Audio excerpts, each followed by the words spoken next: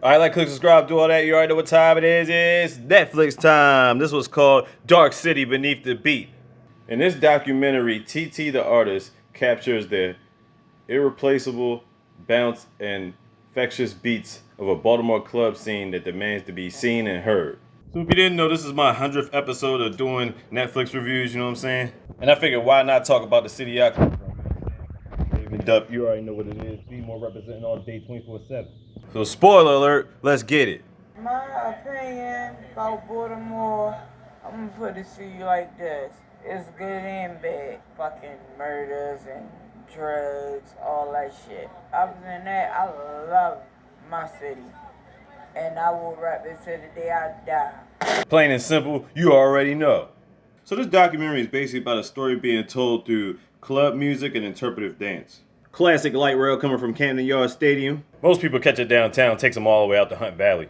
Here we have a guy by the name of Mighty Mark. He specializes in Baltimore club music. He's also a DJ and an artist. Last year he opened up a recording studio called the Gold Room, where a lot of people would come through and giving out their talents. Shorty was rapping in front of the chicken spot. She was getting it popping, lit, fire. She was spitting bars too, give a little bit of that jazz, you know, that soul music.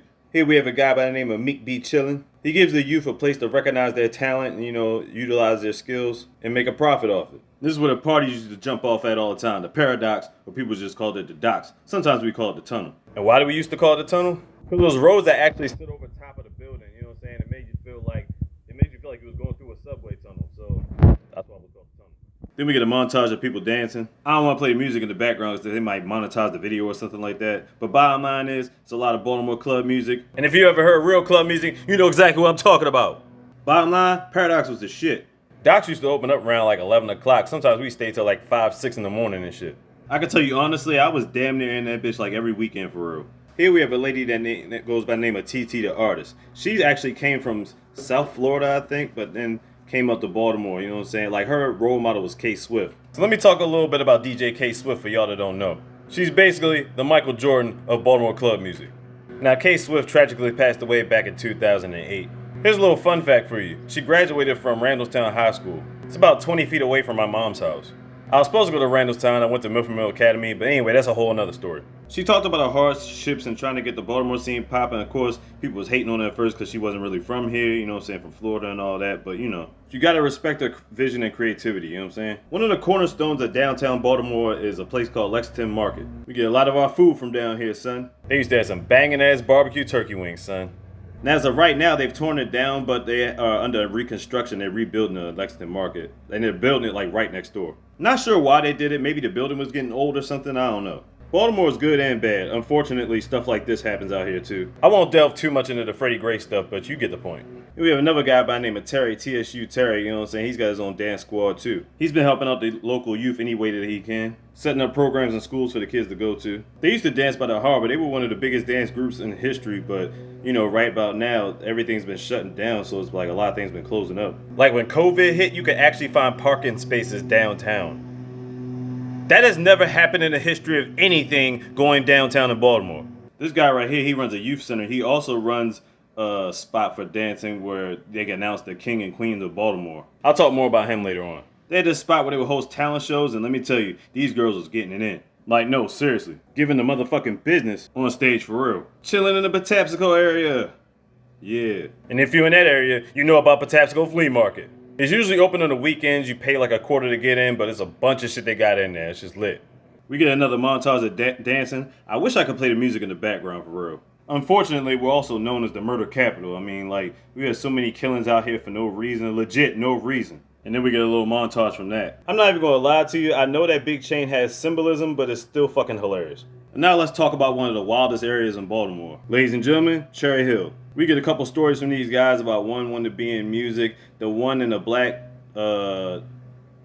get up, he played football. Unfortunately, they also talked about a lot of people getting killed out here. Specifically their nephews and cousins and brothers and stuff like that. Yeah, man, shit real out here. Oh, look at that hat. See, Bullets used to be Baltimore Bullets. Then they changed to Washington Bullets and now Washington Wizards. So if you know what the Washington Wizards team is now, you know where it came from. Then we have this trans lady or gentleman, or I don't know how to say shit. I'm not PC. Anyway, she talks about how she got into the Baltimore club scene. Tony Style was one of the main guys that set the blueprint for Baltimore club music when it came to, styles on the records and things of that nature. Then we get a montage of gay men doing choreographed dances. So if you're wondering why the thumbnail, the video cover had this face on it, there you go, that's why. Not a representation as a whole, but part of it.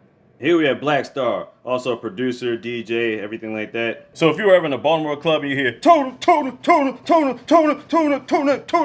there you know where it came from. It came from his lips. There you have it. Then we have TT again explaining how she graduated from the Maryland School of Arts. Fun fact, I used to play the piano when I was little. I was at the Peabody Institute, but that's neither here nor there.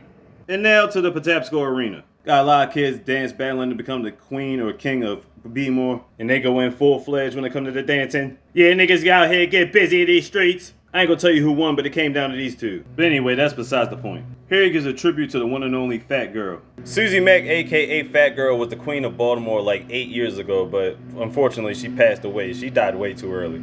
Her mom was here on behalf of the honor they had last year. She actually has donated a lot of money to the Patapsco Arena. And then we get another montage of the club scenes, you know what I'm saying? I really wish I could play the music in the background for you. Trust me, we lit as fuck. So is Baltimore a captivating, soulful, energetic place? Absolutely. Is it a place riddled with crime and murder? Absolutely. Hopefully we can continue to do things positive, you know what I'm saying? People can respect our talent and rise to the top like we're supposed to. So check out the documentary. It came out last year. It's only an hour long, you know what I'm saying? So be more, stand the fuck up. You already know what it is. Be more careful, be more assertive, be more positive, be more all that. Dark City beneath the beat. Check it out. Like, click, and subscribe. Do all that. You already know what time it is. Slick Deezy out the heezy, mister. Skizzy kid. Ha ha ha ha ha. Big. You got this slogan.